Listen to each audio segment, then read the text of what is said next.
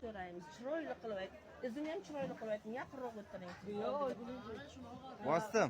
Davay, boshla. Assalomu alaykum ey boylar, qo'llab bo'lsin yangi ro'za oylar. Rabbiman ya Ramazon, Muhammad ummatiga boy Ramazon. Avval boshlab Xudoni yod etaylik, o'tgan payg'ambar arvohini shod etaylik. Rabbiman ya Ramazon, Muhammad ummatiga boy Ramazon. Ota qibla ona Ka'ba deydilar, ota onani asrang bandalar. Rabbiman ya Ramazon, Muhammad ummatiga boy Ramazon. Kimgadir berding farzandingni bisyor, kimni dar qilmagin sen tirnoqqa zor. Rabbiman ya Ramazon, Muhammad ummatiga boy Ramazon.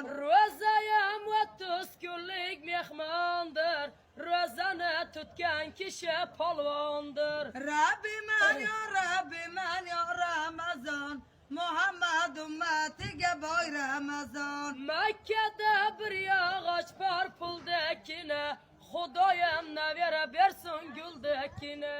Rabbiman ya Ramazon, Muhammad ummatiga boy Ramazon. Bandalar bandalar voh bandalar, bu kun ham g'animatdir bandalar. Rabbiman ya Ramazon, Muhammad ummatiga boy Ramazon. Payg'ambar yo payg'ambar, ota birlan onadan kim to'y qilar? Rabbiman ya Ramazon, Muhammad ummatiga boy Ramazon. Anzoyillar keldilar olg'anijon, gurzi bilan urdilar bo'ldim fig'on. Rabbiman ya Ramazon, Muhammad ummatiga boy Ramazon. Bir kuni jonim jasadga bo'ladi, farzandim kimlar qo'lida qoladi.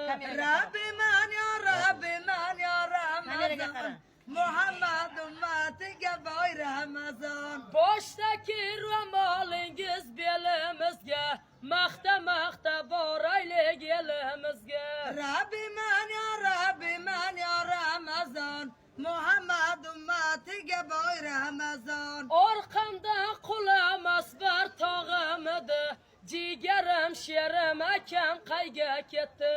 Rabbiman ya Ramazon, Muhammad ummatiga boy Ramazon. Bo'ynimda 30 tomor baraqani, o'ltirgi azamatim bu yil qani.